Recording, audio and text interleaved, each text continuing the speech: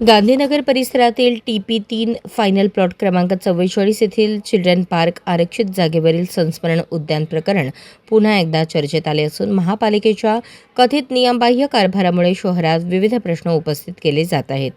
संबंधित उद्यानाची तब्बल 55 लाख रुपयांहून अधिक थकबाकी असल्याने महापालिकेने संबंधित संस्थेला नोटीस बजावत 24 तासात रक्कम भरण्याचा इशारा दिला आहे. अन्यथा जागा ताब्यात घेऊन सील करण्याची कारवाई करण्यात येईल असेही नोटीसीत नमूद करण्यात आले आहे. महापालिकेने 2019 मध्ये TP3 फायनल प्लॉट क्रमांक 44 येथील जागा शिवरत्न शिक्षण प्रसारक मंडळ या संस्थेला भाडे तत्वावर दिली होती. या संस्थेचे संबंध MIMचे जिल्हाध्यक्ष शौकत पठाण यांच्याशी जोडले जात असल्याची चर्चा आहे.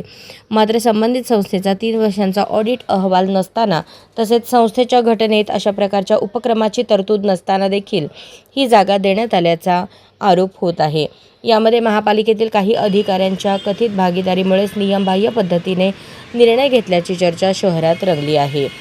4700 चौरस मीटर जागेपैकी 2350 चौरस मीटर जागा उद्यानासाठी राखीव ठेवणे आणि उर्वरित जागेवर मंगल कार्यालय सुरू करण्याची अट करारात असल्याचे सांगितले जाते. मात्र कराराची मुदत संपल्यानंतरही नव्याने कोणताही करार करण्यात आलेला नसताना जागेवर विविध बांधकामे, पाण्याच्या पाईपलाईनसह अनेक कामे करण्यात आल्याचा आरोप आहे.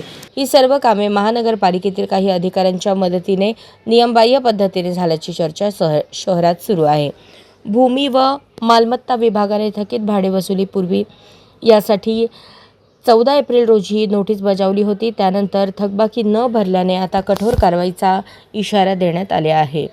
दरम्यान या संपूर्ण प्रकरणाची दखल घेत पत्रकार तथा व्हिसल ब्लोअर कार्यकर्त्यांनी उच्च न्यायालयात याचिका दाखल केल्याची माहिती समोर येत आहे.